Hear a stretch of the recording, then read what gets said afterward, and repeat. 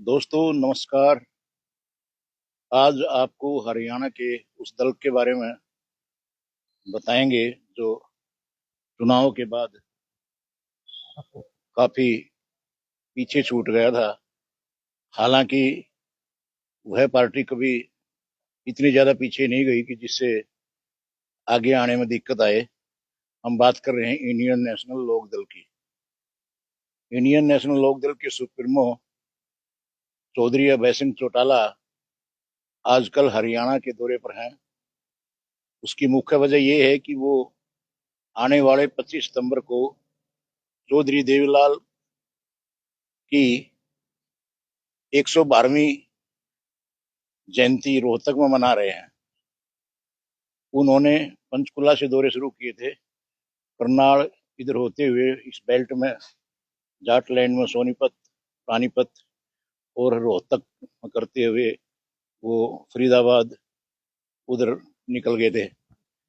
सभी वर्कर एकजुट होकर आगे बढ़ रहे हैं और इसमें कोई संदेह नहीं कि पार्टी को बहुत अच्छा रिस्पांस मिल रहा है। बहुत अच्छे तरीके से पार्टी आगे बढ़ रही है। इसराना हलके की आपको बात बताऊं, पानीपत जिले में पिछली 26 तारीख को चौधरी अभय सिंह पानीपत आए थे और वर्करों को चार्ज करके गए थे। इसराना हलके में आज 10 गांवों का दौरा करके वर्करों ने पार्टी को मजबूत करने के लिए रोहतक में पहुंचने के लिए कार्यकर्ताओं से आह्वान किया है, लोगों से आह्वान किया है। इस पूरी कड़ी में इसराना विधानसभा के प्रभारी संधू राजेंद्र जागलान और हेमराज जागलान, अमन मांडी, सभी ने मिलकर आज 10 गांवों का दौरा किया। कायथ गांव से उन्होंने इस प्रक्रिया को शुरू किया था। शाहपुर होते हुए बिजावा, इसराना, परढाणा, कारद, काड़खा और सुताना गांव में उन्होंने कार्यकर्ताओं को रोहतक पहुंचने के लिए आह्वान किया। इसमें कोई दो राय नहीं है कि इंडियन नेशनल लोक दल अब उभरता हुआ एक पार्टी का, पहले ही उभरी हुई थी लेकिन थोड़ी सी पीछे छूट गई थी पार्टी टूटने की वजह से। लेकिन चौधरी अभय सिंह चौटाला में अब लोगों का विश्वास ज्यादा बन रहा है। रोहतक में तो मनजीत कन्हैली जो कांग्रेस के नेता थे, उन्होंने कांग्रेस को अलविदा कहकर इंडियन नेशनल लोक दल को ज्वाइन कर लिया और दावा कर दिया कि रोहतक के अंदर जननायक चौधरी देवलाल की जो सम्मान रैली होगी, जो जन्मदिन की रैली होगी, वो रैली नहीं रेला होगा। उन्होंने कांग्रेस पर आक्षेप भी किया, आरोप भी लगाया कि पिछले 20 साल से कांग्रेस ने उनको बिल्कुल पूछा तक नहीं।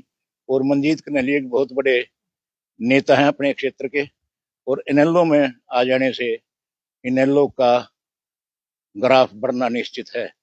इसी प्रकार और भी कई नेता लाइन में खड़े हैं जो इनेलो में आने के उत्सुक हैं। वजह यह है कि अब दोनों पार्टियों को लोगों ने देख लिया है। बीजेपी को वर्तमान में देख रहे हैं और अभय सिंह चौटाला जो सत्य हैं और निर्भीक बोलते हैं, चाहे वो विधानसभा हो या कोई रैली हो या कोई जनसभा हो या कोई वर्कर मीटिंग हो, तो सभी वर्कर मीटिंगों में उन्होंने मीडिया से बात करते हुए कहा है कि फिलहाल के जो मुख्यमंत्री हैं वो डमी मुख्यमंत्री हैं और उनके ऊपर कोई और मुख्यमंत्री काम कर रहे हैं।